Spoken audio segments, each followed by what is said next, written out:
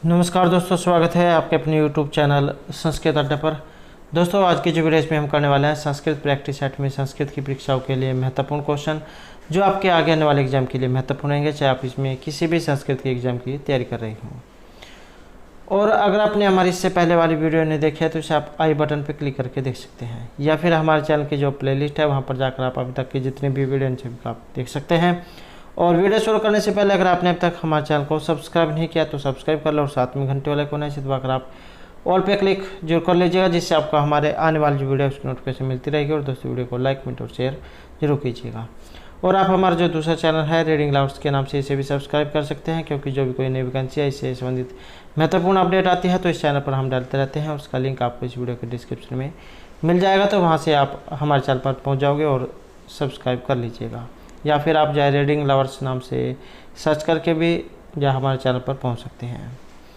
और इनके अलावा जो एक महत्वपूर्ण अपडेट रहेगी, जिसने भी राजस्थान असिस्टेंट प्रोफेसर संस्कृत का एग्ज़ाम दिया था तो इसका जो रिजल्ट जो है आ चुका है, और यह वाला जो रिजल्ट है आपको इस चैनल पर मिल जाएगा। तो इसकी वीडियो जो है इस चैनल पर आ चुकी है, तो इस पर जाकर जो आप अपना रिजल्ट चेक कर सकते हैं। आगे जाओ उसके बाद इनकी डॉक्यूमेंट वेरिफिकेशन का जो काम है वो चलेगा।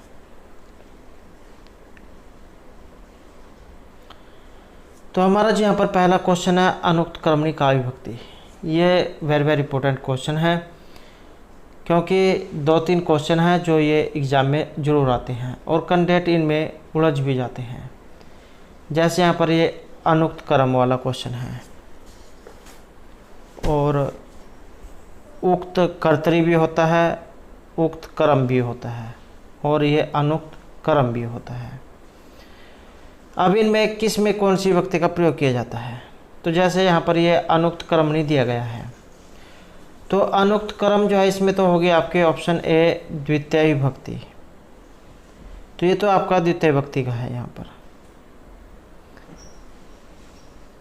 जैसे रामः सौजनकम वंदते, राम अपने पिताजी को प्रणाम करता है, तो ये तो आपका अनुक्त कर्मणि द्वितीय अर्थात अनुक्त कर्म में द्वितीय विभक्ति होती है। ये तो आपके द्वितीय का है। एक होता है उक्त कर्तरी, कर्ता के प्रधान होने पर अर्थात कर्तृवाच्य के कर्ता में प्रथमा विभक्ति होती है, उक्त कर्तरी। तो ये भी आपको देखने को मिल सकता है, उक्त और ये लिखा जाएगा कर्तरी। तो इस प्रकार से भी आपको देखने को मिल सकता है उक्त कर्तरी। तो कर्ता के प्रधान होने पर अर्थात कर्तृवाच्य के कर्ता में प्रथमा विभक्ति होती है। जैसे राम है एकम गजम पश्यति, तो ये है उक्त कर्तरी, जिसमें आपकी प्रथमा विभक्ति होती है उक्त कर्तरी में। दूसरा है उक्त कर्मणि। अगर यहाँ पर उक्त कर्मणि दे दिया गया हो, ये वाला उक्त कर्तरी मतलब इसमें आपकी प्रथमा विभक्ति रहेगी, और यह है उक्त कर्मणि। तो इसमें फिर कौन सी विभक्ति होगी? तो कर्म वाच्य में कर्म के कर्ता बन जाने पर कर्म में प्रथमा विभक्ति होती है, तो इसमें भी क्या होगी?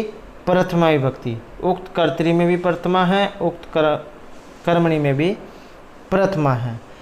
कर्म वाच्य में कर्म के कर्ता बन जाने पर कर्म में प्रथमा विभक्ति होती है। जैसे एका गज है दृश्यते, एक हाथी देखा जाता है, या गीतानि गीयन्ते, गीत गाए जाते हैं। रामेण पाठ हैं पठित हैं, राम के द्वारा पाठ पढ़ा गया। तो उक्त कर्तरी होगी तब भी उसमें प्रथमा विभक्ति होगी, उक्त कर्मणि होगा तब भी उसमें प्रथमा विभक्ति होगी। अगर ये वाला यहाँ पर दे दिया जाएगा अनुक्त कर्मणि, तब फिर यहाँ पर द्वितीय विभक्ति का प्रयोग इसमें किया जाएगा। एग्जाम में कैसे पूछा जाता है? अनुक्त कर्मणि और उक्त कर्मणि ये दोनों मिलाकर दे दिया जाता है और पूछ लिया जाता है कि इनमें कौन सी विभक्ति का प्रयोग होगा। तो उक्त कर्मणि दिया गया होगा तो प्रथमा विभक्ति, और अनुक्त कर्म दिया गया होगा तो द्वितीय विभक्ति का प्रयोग उसमें होगा। और ये 2 क्वेश्चन ऐसे हैं जो एग्ज़ाम में ज़रूर आते हैं। पहले भी जो है बहुत से एग्ज़ाम हुए हैं जिनमें ये ज़्यादातर पूछा गया है। तो ये अनुक्त और उक्त वाला जो है इसमें कैंडिडेट उलझ जाते हैं, तो इनको आपने याद रखना है। अनुक्त में द्वितीय और उक्त क्रम में प्रथमा जो विभक्ति है उसका प्रयोग किया जाता है। नेक्स्ट जो हमारे यहाँ पर क्वेश्चन है अख्यात उपयोगी, और ये जो अख्यात उपयोगी जो आया है इसके योग में इनमें से किस विभक्ति का प्रयोग किया जाता है। तो अख्यात उपयोगी जो है इसके योग में आपकी जो यहाँ पर पंचमी जो विभक्ति है, पंचमी विभक्ति या फिर आप कह सकते हैं कि अपदान कारक, तो इसका प्रयोग इसमें किया जाता है जिससे विद्या नियम पूर्वक पढ़ी जाए या मालूम की जाए, तो वह गुरु या अध्यापक आदि अपदान होते हैं, जैसे उपाध्यात अधीते, मया तीर्थात अभिनय विद्या शिक्षिता। तो जिससे नियम पूर्वक विद्या पढ़ी जाए या मालूम की जाए तो उसमें वह गुरु या अध्यापक उसमें अपदान होता है और उसकी पंचमी विभक्ति यहाँ पर होती है उपाध्यात अधीते। तो अपदान संज्ञा पंचमी विभक्ति यहाँ पर इसमें रहेगी। अगला क्वेश्चन है स्वाहा शब्द योगी काय विभक्ति। ये जो स्वाहा जो आया है इसके योग में किस विभक्ति का प्रयोग होता है। जैसे आपने पढ़ा होगा नमः स्वस्ति स्वाहा शब्दा अलम वसठ युगाच, कि नमः स्वस्ति स्वाहा शब्दा अलम और वसठ, इन सभी शब्दों के योग में आपकी जो चतुर्थी जो विभक्ति है उसका प्रयोग किया जाता है। जैसे ईश्वराय नमः, निरूपाय स्वस्ति अज्ञन्य स्वाहा, पितृभ्य शब्दः इंद्राय वसठ, हरि देतेभ्य अलम। तो इस प्रकार के जो भी जिसमें भी ये वाक्य जो होगा उसमें नमः स्वस्ति स्वाहा शब्दा और अलम वसठ इनका प्रयोग किया गया होगा तो उसमें चतुर्थी विभक्ति का प्रयोग होगा। तो ये जैसे यहाँ पर स्वाहा शब्द इसमें आया है। नेक्स्ट है यहाँ पर कर्तृक्रमणो कृति इति सूत्रेण किम विधीयते। ये सूत्र है कर्तृक्रमणो कृति ही, और महत्वपूर्ण क्वेश्चन है। इनके योग में जो विभक्ति है ये किस विभक्ति का प्रयोग किया जाता है, और इसमें रहेगा ऑप्शन डी, आपकी जो षष्ठी जो विभक्ति है उसका प्रयोग किया जाता है कर्तृकर्मणो कृति ही। कृदंत शब्दों के कर्ता और कर्म इसमें षष्ठी विभक्ति होती है कर्तृकर्मणो कृति ही। कृदंत शब्दों के कर्ता और कर्म में षष्ठी होती है। कृदंत शब्द अर्थात जिनके अंत में कृत हो, जिनके अंत में कृत हो तो उन्हें कृदंत कहा जाता है। और जैसे आपके त्रिच प्रत्यय है, त्रिच का क्या शेष बचेगा त्रि। अच प्रत्यय है, अच का क्या शेष बचेगा अ। ऐसे घै, ये आपका जो घै जो प्रत्यय होता है इसका भी अ शेष बचता है अ। ऐसे ही कितन अणुवूल ये प्रत्यय हैं, जैसे शिशोह रोदनम, राजस्य प्राप्ति ही।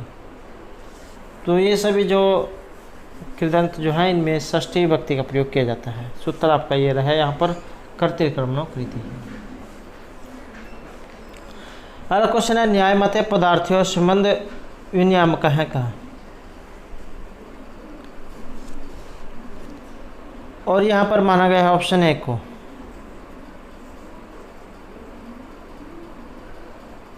कि पदार्थों के पारस्परिक संबंध में बाधा का अभाव ही योग्यता कहलाता है, अर्थात योग्यता का संबंध नियामक है।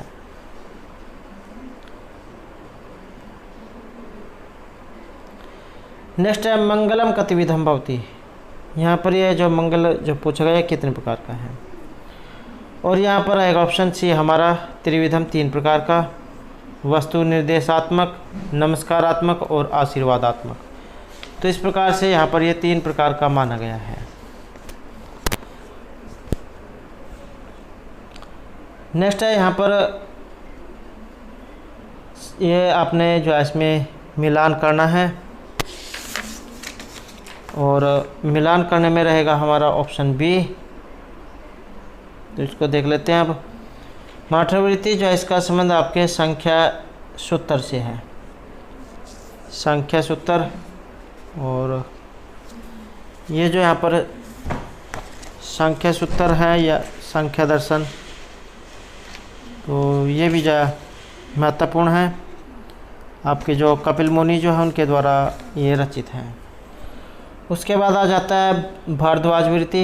इसका जो संबंध है ये आपके रहेगा वैशेषिक सूत्र से। और वैशेषिक जो दर्शन है इसके रचयिता आचार्य कणाद हैं। विश्वनाथ वृत्ति और उसका संबंध आपके न्याय सूत्र से रहेगा। न्याय सूत्र या फिर न्याय दर्शन, गौतम मुनि जो है इनके आचार्य हैं। उसके बाद आ जाता है आपका यहाँ पर भोज वृत्ति। इसका संबंध आपके ये एक रह गया जो योग सूत्र से, योग सूत्र हो गया या फिर योग दर्शन, महर्षि पतंजलि मुनि जी उनके द्वारा जो रचित है। और योग सूत्र पर जो सर्वोत्तम जो रचना मानी गई है ये व्यास मुनि के द्वारा व्यास भाष्यजों से माना गया है। नेक्स्ट जो यहाँ पर समीचीन तालकाम चुनौती, यहाँ पर भी आपने जो है इसमें ये सही मिलान जो है बताना है। और इसमें रहेगा आपका ऑप्शन सी है 4, 1, 2 और 3। तो इसको देख लेते हैं अब। 4, 1, 2 और 3 प्रातिपदिक संज्ञा करने वाला जो यहाँ पर सूत्र है आप ऑप्शन 4 रहेगा। अर्थवद अधातु प्रत्यय प्रातिपदिकम, ये प्रातिपदिक संज्ञा करता है। उसके बाद आ जाता है आपका वृद्धि। और वृद्धि आदेश एक सूत्र है जो वृद्धि करता है। पद संज्ञा करने वाला सूत्र जो आपका शुभ तिगंतम पदम है। शुभंत और तिगंत जो होते हैं आपके, जैसे राम का शब्द रूप हो गए या धातु हो गई पढ़ती पढ़ता पटंती, तो ये आपके इसमें आते हैं शुभंत और तिगंत में। शुभंत आपके राम हो गए और तिगंत आपकी धातु हो गई। और टी संज्ञा करने वाला है यहाँ पर ये जो अचोन्त आदि टी जो आया है ये आपकी यहाँ पर टी संज्ञा इसमें करता है। टी संज्ञा क्या होती है? स्वरों में जो अंतिम स्वर है वह जिस वर्ण के आदि में हो उस वर्ण समुदाय की टी संज्ञा होती है।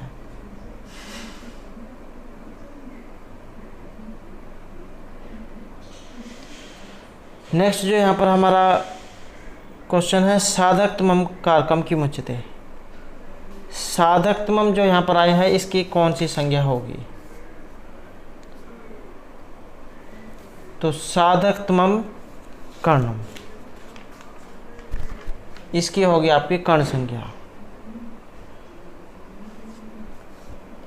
क्रिया सिद्धो प्रकृष्ट उपकारकम कर्ण संज्ञम स्यात्, अर्थात क्रिया की सिद्धि में जो सबसे अधिक प्रकृष्ट उपकारक अर्थात सर्वाधिक सहायक कारक हो उसकी कर्ण संज्ञा होती है। जैसे रामेण बाणेन हतो बाली, राम ने बाण से बाली को मारा। यहाँ बाण के व्यापार के अनंतर ही हनन क्रिया हुई है, अर्थात मारने का जो काम है ये हुआ है, इसलिए यह प्रकृष्ट उपकारक है और इसलिए इसकी कर्ण संज्ञा हुई है। तो साधकतमम कर्णम। और कर्तुर इप्सितम कर्म, जहाँ पर कर्म हो उसका सूत्र है ये कर्तुर इप्सितम कर्म, उसकी कर्म संज्ञा होती है। क्रमणा यम अभिप्रतिशय संप्रदानम, इसकी संप्रदान संज्ञा होती है। ध्रुवम अपाय अपदानम, इसके द्वारा अपदान संज्ञा होती है। आधारो अधिकरण के द्वारा अधिकरण अर्थात सप्तमी विभक्ति। नेक्स्ट है अंतर्धोयेन अदर्शनम इच्छति। यहाँ पर इसमें विभक्ति कौन सी है? और इसमें रहेगा ऑप्शन बी हमारा पंचमी जो विभक्ति है उसका प्रयोग यहाँ पर हुआ है। जब कोई अपने को छिपाता है और जिससे छिपाता है तो वह अपदान होता है और पंचमी विभक्ति का उसमें प्रयोग किया जाता है। मातुः निर्लिहते कृष्ण है, ये इसका उदाहरण है।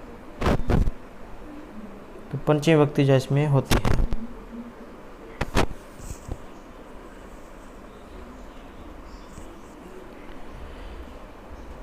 नेक्स्ट है संख्या पूर्व का समास है, जिसके शुरू में संख्या दी गई होती है तो उसमें समास कौन सा होता है? तो जिसके सुर में संख्या होगी उसमें द्विगु समास होता है, संख्या पूर्व द्विगु हो तो द्विगु समास उसमें होता है। जिस समानाधिकरण तत्पुरुष समास में प्रथम पद संख्यावाची हो और दूसरा पद संज्ञा हो उसे द्विगु समास कहा गया है। जैसे पंचनाम गवानाम समार है, पंचगवम 5 गायों का समूह। इसमें शुरू में क्या है, पंच 5 दी गई है, 5 गायें जहाँ पर हो तो द्विगु समास इसमें रहेगा। और यह जो समास है नपुंसकलिंग एक वचन में ये होता है, तो इसके साथ साथ आपने ये भी याद रखना है। नेक्स्ट है उपकृष्णम इत्यस्य पदस्य विग्रह है। ये जो यहाँ पर उपकृष्णम जो आया है इसको देखते ही आपके याद आ जाना चाहिए, सुर में उप दिया गया है कि इसका अर्थ है कि इसमें अव्ययभाव समास जो है उसका प्रयोग किया गया है। अव्ययभाव समास क्या होता है, इसका प्रथम पद जो अव्यय होता है और दूसरा पद संज्ञा, जिसमें ये शुरू में उपसर्ग जो दिए गए होते हैं, बस ये आपने समझ लेना है। अव्यय उपसर्ग दिए गए होंगे उसमें, तो वहाँ पर जो है आपका अव्ययभाव समास जो है उसका प्रयोग किया जाएगा। जैसे यहाँ पर आया है उपकृष्णम, इसका लौकिक विग्रह कृष्णस्य समीपम, तो इसका लौकिक विग्रह कृष्णस्य समीपम और अलौकिक विग्रह है कृष्णगस उपसु, तो ये इसका अलौकिक विग्रह है, अव्ययभाव समास है। इसी से ही मिलते जुलते हैं, जैसे अधिहरि अधिगोपम उपकृष्णम, उपकृष्णेन सुमोदरम दुर्यवनम निर्मक्षिकम अतिहिमम अतिनिद्रम इति हरि अनुविष्णु अनुरूपम प्रत्यर्थम यथाशक्ति, तो इन सभी में अव्ययभाव जो समास है उसका प्रयोग किया गया है। नेक्स्ट है द्वितीय है, ये जो यहाँ पर संख्या दी गई है इतने का प्रत्यय विधित है और क्या अर्थ है, इसका अर्थ यहाँ पर क्या लिया गया है, इसका अर्थ है यहाँ पर ऑप्शन ए में, इसमें त्य प्रत्यय है और पूर्ण अर्थ में है।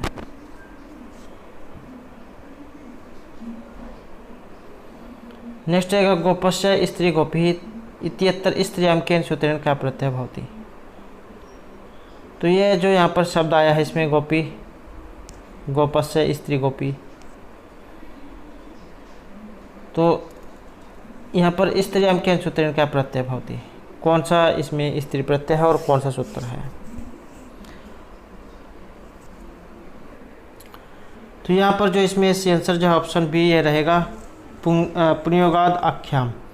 इस सूत्र के द्वारा जो यहाँ पर गीस प्रत्यय हुआ है, और यह सूत्र क्या काम करता है कि जो पुरुष के अर्थ में प्रसिद्ध शब्द पुरुष संबंध के लक्षणा से स्त्री के लिए प्रयुक्त किया जाए तो वहाँ पर गीस प्रत्यय होता है।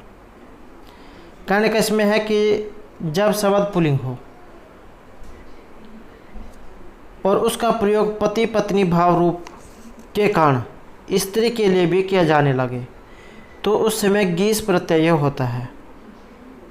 जैसे हिंदी में पंडित की स्त्री को पंडिताइन कहते हैं, वह भले ही पंडित हो। उसी प्रकार पुल्लिंग शब्द से स्त्रीत्व बोधन के लिए संस्कृत भाषा में ये जो यहाँ पर सूत्र दिया गया है, इस सूत्र का विधान किया जाता है। जैसे आपका यहाँ पर ये गोपी शब्द रूप आया है, तो गोपस्य स्त्री होती है गोपी।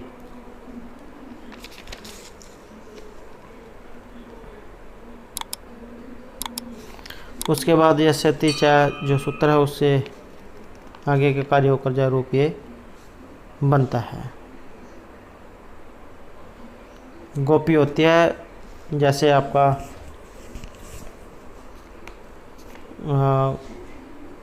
गो पालन करने वाला व्यक्ति है गोप, तो उसकी पत्नी होगी गोपी।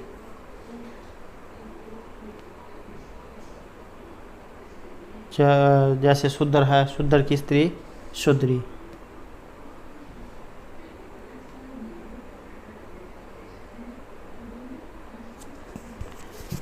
तो ये सूत्र है पुण्योगादाख्याम, ये गीस करता है। नेक्स्ट है कल्प ग्रंथ सुना गण्यते। कल्प जो ग्रंथ है इनमें एक नहीं गिना जाता है, और इसमें जो है यहाँ पर एक ऑप्शन डी हमारा, ये जो उनादि सूत्र जो इसमें दिया गया है ये इनसे अलग है, और जो यहाँ पर आए हैं ये आपके आपस्तंभ कात्यायन बोध, तो ये सभी जो इसमें आते हैं। नेक्स्ट है वेद काल विषय भारतीय परंपरागत विचारम परिपोषयति, और इसमें माना गया है ऑप्शन डी को, सायणाचार्य को। तो वेद काल के विषय में जो भारतीय परंपरागत विचार जो है इसका परिपोषणाचार्य जो सायण है इन्होंने किया है। अगला क्वेश्चन है संख्या विपतम प्रमाण त्रयम वर्तते। ये जो संख्या जो है इसके अनुसार यहाँ पर प्रमाण माने गए हैं और वे कौन से हैं। संख्या जो है इसके अनुसार 3 जो प्रमाण हैं ये माने गए हैं, और 3 जो प्रमाण हैं कौन कौन से हैं। तो इसमें ये रहेगा आपका ऑप्शन डी, प्रत्यक्ष, अनुमान और शब्द। ये 3 प्रमाण माने गए हैं।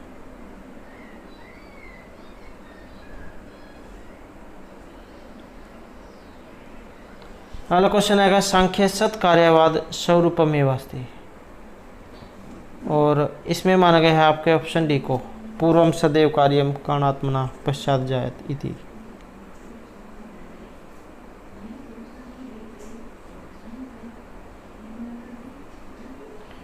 कार्य जो होता है वो सदैव पहले होता है और कारण बाद में होता है।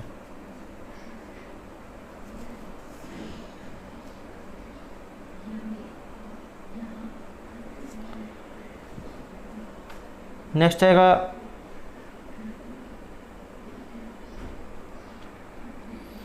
उत्तर रामचरित अंगिरस का। ये जो आपका उत्तर रामचरित जो आया है इसमें अंगिरस, या फिर आप कह सकते हैं कि जो प्रमुख रस जो है इसमें कौन सा है, या जो किन के द्वारा ये रचित है। और उत्तर रामचरित महर्षि जो भभूति जो है उनके द्वारा रचित है, और करुण रस का जो कवि है इनको माना गया है। तो करुण रस यहाँ पर इसमें रहेगा, और अंकों की जो संख्या इसमें 7 ये मानी गई है।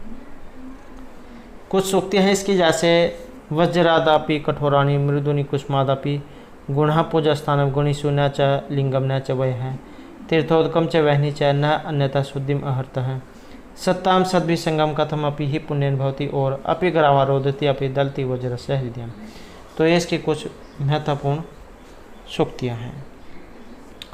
नेक्स्ट है कहतावत पदस्य मुख्यार्थ है। इसका मुख्यार्थ यहाँ पर क्या है,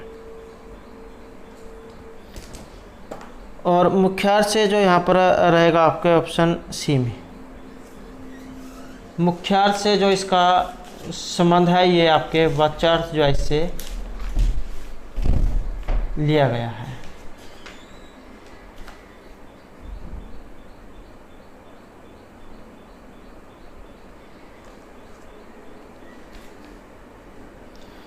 नेक्स्ट रहेगा नाटके इतिवृत्तम किम। नाटक जो होता है इसमें इतिवृत्त जो है ये क्या माना गया है। नाटकम अख्यात वृत्तम स्यात् पंच संधि समन्वितम। ये आपने इसके बारे में एक उक्ति सुन रखी होगी। तो यहाँ पर जो इसमें लिया गया है ऑप्शन बी को, तो क्या है ये प्रसिद्ध होती है। नाटक क्या होता है, नाटक की जो कथा वस्तु है ये इतिहास पुराण आदि में प्रसिद्ध होनी चाहिए, और वह मुख प्रतिमुख गर्भ विमर्श निर्वहन इन 5 संदेश युक्त होना चाहिए। तो यहाँ पर ये आपकी 5 संदेश भी आ गई हैं। कौन कौन सी? मुख प्रतिमुख गर्भ विमर्श और निर्वहन, ये 5 संदेश हैं जो नाटक में होनी चाहिए। रचना गौ पूछ के अग्रभाग के समान होनी चाहिए। 5 से 10 अंक होने चाहिए। नाटक जो होता है उसमें कम से कम 5 अधिक से अधिक 10 अंक हो सकते हैं। कुलीन राजा धीरोदात प्रतापी दिव्य आदित्य क्षत्रिय इनसे भिन्न होना चाहिए। श्रृंगार या वीरस प्रधान रूप में और अन्य गौण रूप में होने चाहिए। तो ये आपके नाटक होते हैं। रूपक के जो 10 वेद हैं उसमें से ये आपका लिया गया है नाटक। नाटक प्रकरण भाण वयोग संभकार डिम इह मृग अंक विधि और प्रहसन, ये रूपक के 10 वेद बताए गए हैं। तो उसमें से सबसे पहला आपका ये नाटक है। नेक्स्ट है कस्य रूप कैसे प्रस्तावना स्थापना इति उच्यते। तो ये जो रूपक जो होते हैं नाटक का ये दूसरा रूप होता है। तो इसमें प्रस्तावना स्थापना इति उच्यते इनके द्वारा कहा गया है, और इसका जो संबंध है ये महर्षि भास से लिया गया है। भास के जो नाटक है इसमें प्रस्तावना की स्थापना से युक्ति ने माना गया है। महर्षि भास जो है इन्होंने जो 13 नाटक जो लिखे थे, 13 जो नाटक है ये कौन कौन से थे, जैसे अभिषेक नाटक, प्रतिमा नाटक, मध्यम योग, उरुभंग, पंचरात्र, दूतवाक्य, दूत घटोत्कच, कर्णभार, बालचरित, अविमारक, दरिद्र चारुदत्त, प्रतिज्ञा योगी नारायण और शपन वासत्तम। तो इस प्रकार के 13 जो नाटक है ये इन्होंने लिखे थे।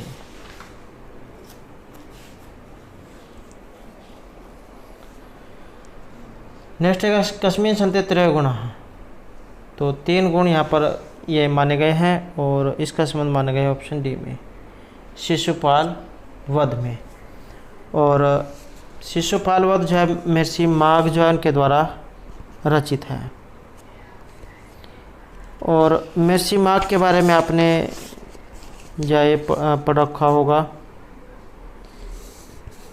12वीं अर्थगौरव, दंडी पदलालित्य और माघे संति त्रयगुणा, उपमा कालिदास, 12वीं अर्थगौरव, दंडी पदलालित्य और माघे संति त्रयगुणा। अर्थात माघ जो है इसके अंदर जो ये 3 गुण पाए जाते हैं इन 3 कवियों के।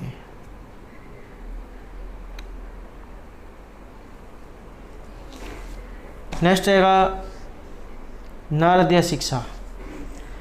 ये जो नारदीय शिक्षा जो है इससे संबंधित है, और इससे संबंधित जो है यहाँ पर रहेगा ऑप्शन ए, सामवेद जो है इससे संबंधित माना गया है।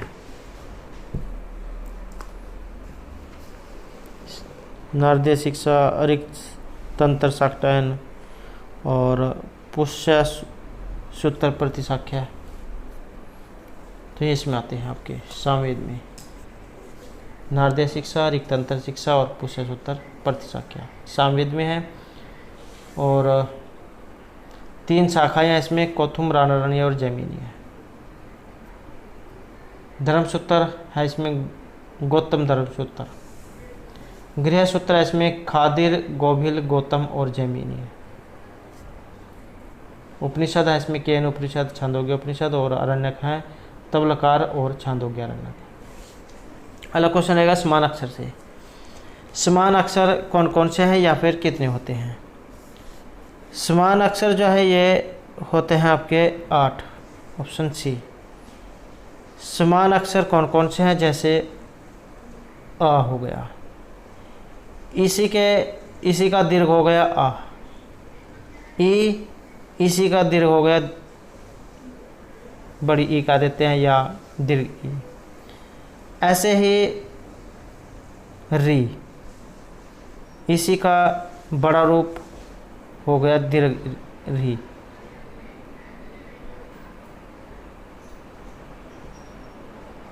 और उसके बाद जो है ऊ,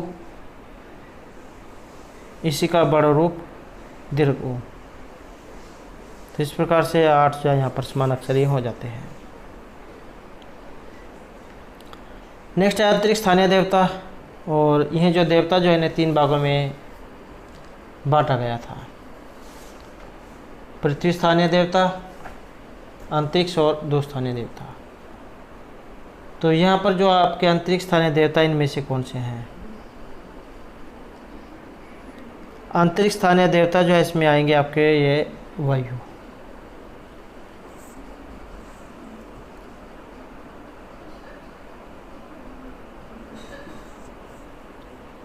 इंद्र रुद्र जो है ये भी अंतरिक्ष के देवता हैं। अगला क्वेश्चन है यास्कीय निरुक्त अनुसारम अस्य पदत्वेन स्वीकार नास्ति। यहाँ पर एक नहीं है यास्क के द्वारा जो निरुक्त लिखा गया है। तो इनमें से जो माना गया है ये आपके ऑप्शन डी जो प्रत्यय है जो ऐसे नहीं माना गया है। इसमें कौन कौन से आते हैं? तो यास्क के अनुसार 4 पद माने गए हैं, नाम, आख्यात, उपसर्ग और निपात। तो प्रत्यय जो इनमें अलग है। नेक्स्ट है अचिनोति अर्थान इति आचार्य पद निर्वचने का धातु है। यह है आचिनोति अर्थान। तो इसमें रहेगा ऑप्शन डी हमारा आ उपसर्ग पूर्वक ची धातु है इसमें। नेक्स्ट रहेगा अहेमाना इति वर्तते। ये इनमें से किन के लिए आया है? और इस शब्द का जो प्रयोग हुआ है ये वरुण जो सूक्त है,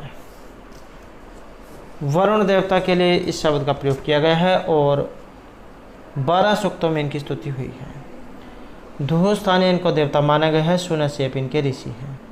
नाम उरुशंस, असुर, क्षत्रिय, धृतवर्त, आदित्य, ऋतगोपा, अमृतस्य गोपा, दूतदक्ष, सम्राट, मायावी, ऋतावधौ, उरुचक्षस, दिव्य कवि और सब योजा। तो ये सभी वरुण देवता के विशेषण हैं।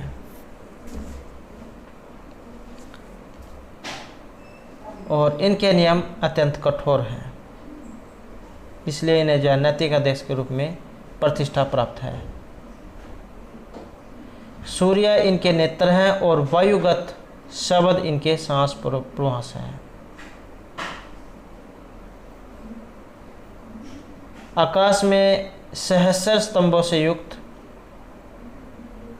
इनका स्वर्णिम प्रासाद और स्वर्णिम झूला है। ये माया शक्ति से जगत का संचालन करते हैं। नेक्स्ट है लोकमान्य तिलक मते वेदस्य काल है। ये जो लोकमान्य तिलक जो इनके अनुसार वेद का जो यहाँ पर समय है कितना माना गया है। और इनके अनुसार जो ऑप्शन सी रहेगा 5000 वर्ष पूर्व इनके अनुसार यहाँ पर वेद का समय माना गया है। नेक्स्ट है का कोश है काण शरीरम। तो कौन सा कोश है यहाँ पर? काण शरीर। और इसमें जो यहाँ पर माना गया है ऑप्शन बी को, आनंदमय कोश को।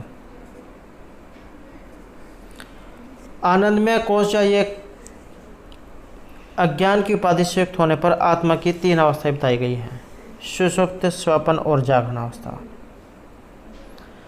सुषुप्ति मतलब इस अवस्था में काण शरीर उपाधि बनता है, जिसे आनंदमय कोश भी कहा गया है। सुप्त सोना, सुषुप्त मतलब सोना। और यह स्वप्न इस अवस्था में सूक्ष्म शरीर उपाधि बनता है और सूक्ष्म शरीर के 3 कोश माने गए हैं, विज्ञानमय, मनोमय और प्राणमय कोश। जागरण अवस्था इस अवस्था में सूक्ष्म शरीर और काण शरीर के साथ मिलकर स्थूल शरीर उपाधि बनता है और स्थूल शरीर को अन्नमय कोश कहा गया है। तो काण शरीर ऑप्शन बी जो रहेगा आनंदमय कोश, सुषुप्त जो अवस्था होती है उसके अंतर्गत। नेक्स्ट है वज्रादापि कठोराणि मृदूनि कुसुमादापि। वज्र से भी कठोर और फूल से भी कोमल। इस प्रकार का यहाँ पर एक पद्यांश आया है और इस पद्यांश का संबंध इनमें से किससे है? इसका संबंध है उत्तरामचरित से, जो महर्षि जो भगवती उनके द्वारा जो रचित है। नेक्स्ट है वृत्तवर्ती समाना नाम का कथांसा नाम निदर्श का है। संक्षिप्त अर्थ है तो यहाँ पर कंबक मध्य पात्र प्रयोजित है। वृत्तवर्ती समाना नाम कथांसा नाम निदर्श का है। संक्षिप्त अर्थ है तो विस्कंभक है, मध्यम पात्र प्रयोजित है। तो ऑप्शन बी जो यहाँ पर रहेगा विस्कंभक जो इसमें होता है। विस्कंभक क्या होता है? यह घटना अतीता समझाता संति एवं यह घटना भविष्यति काले अग्मिन्ह संति तयोद्यो सूचनादायका विस्कंभक होती। जो घटनाएं पहले हो गई है या आगे होने वाली है इनके बारे में जो बताता है तो वही विस्कंभक है। और ये जो विस्कंभक है इसे 2 प्रकार का माना गया है, शुद्ध विस्कंभक और संकीर्ण विस्कंभक।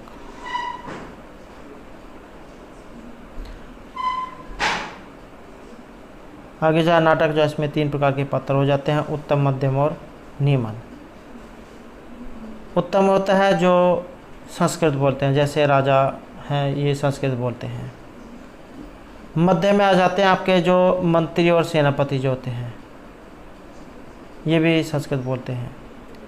निम्न जो पात्र है इसमें आ जाते हैं आपके ये जो भी दास होती है, जो वहाँ पर काम करने वाले नौकर चाकर आप कह सकते हैं, दासियाँ, चेटी, ये सारे प्राकृत बोलते हैं और निम्न श्रेणी में ये आते हैं। नेक्स्ट है गुरुजन प्रतंत्रतया दूरतरम देश मुदतः गंतुम अलिकुल कोकिल ललिते निश्चिति सखी सुरभि सिम्यसो। तो अत्तर का नाम अलंकार है। यहाँ पर इनमें अलंकार पूछा गया है कि अलंकार कौन सा आया है, और ये ऑप्शन डी रहेगा। काकु वक्रोक्ति जो अलंकार है उसका प्रयोग यहाँ पर इसमें किया गया है।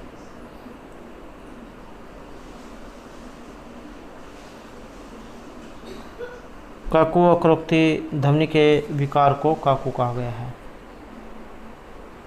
काकु शब्द होता है विशेष प्रकार की कंठ ध्वनि, और ये जो यहाँ पर वक्रोक्ति जो आया है, वक्रोक्ति के लिए किस आचार्य को जाना जाता है? आचार्य कुंतक जो उनको वक्रोक्ति संप्रदाय के लिए जाना जाता है। वक्रोक्ति काव्य जीवितम जिनका काव्य है, वक्रोक्ति काव्य जीवितम ये इनके काव्य लक्षण है। तो ये काकु वक्रोक्ति जो है ये आचार्य कुंतक का नाम आपने याद रखना है। नेक्स्ट है वेदस्य अपौरुषेयत्वं न स्वीकरोति। वेद के अपौरुषेय को यहाँ पर स्वीकार नहीं किया गया है, और इसमें माना गया है ये ऑप्शन ए विंटरनिट्स को।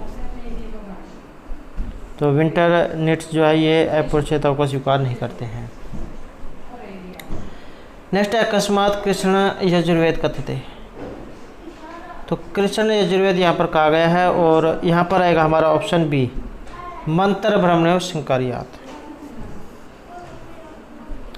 मंत्र और ब्राह्मण जो होते हैं इनके सम्मिलित जो रूप है इसे कृष्ण यजुर्वेद कहा गया है। नेक्स्ट है कति विकृतियाँ हैं। विकृतियाँ कितनी होती हैं? तो विकृतियाँ जो ये 8 मानी गई हैं। 8 विकृतियाँ कौन कौन सी होती है? जैसे आपकी जटा, माला, शिखा, रेखा, ध्वज, दंड, रथ, धन, पाठ, इस वेद से जो है 8 प्रकार की मानी गई है।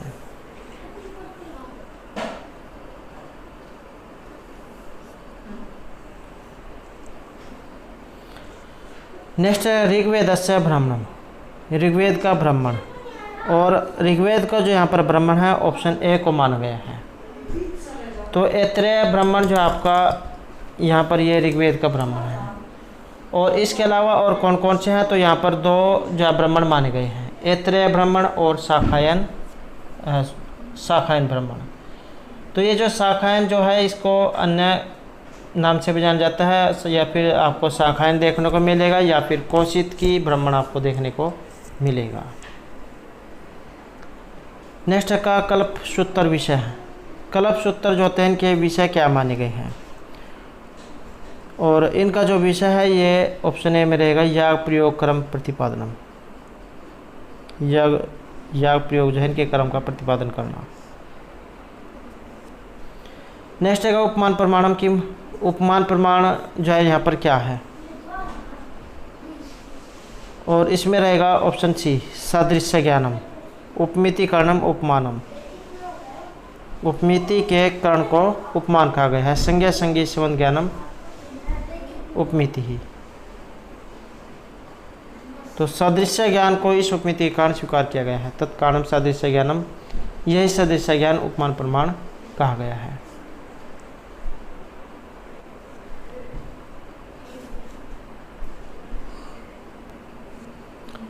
तो यहाँ पर जो ये शब्द शक्ति जो है इसमें ऑप्शन डी रहेगा हमारा, जाति अधिकृति विशिष्ट व्यक्तों।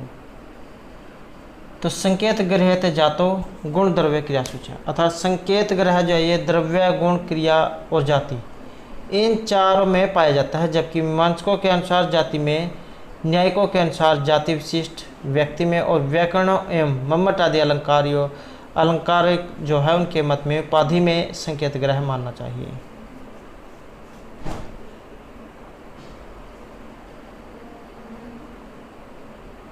तो ये ऑप्शन डी जो यहाँ पर आएगा इसमें।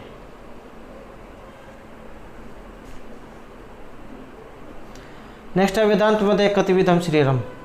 वेदांतवादी जो है इनके अनुसार शरीर, और इनके अनुसार एक ऑप्शन है त्रिविधम, 3 प्रकार का, कारण शरीर, सूक्ष्म शरीर और स्थूल शरीर। तो इस प्रकार से 3 प्रकार का इन्होंने माना है।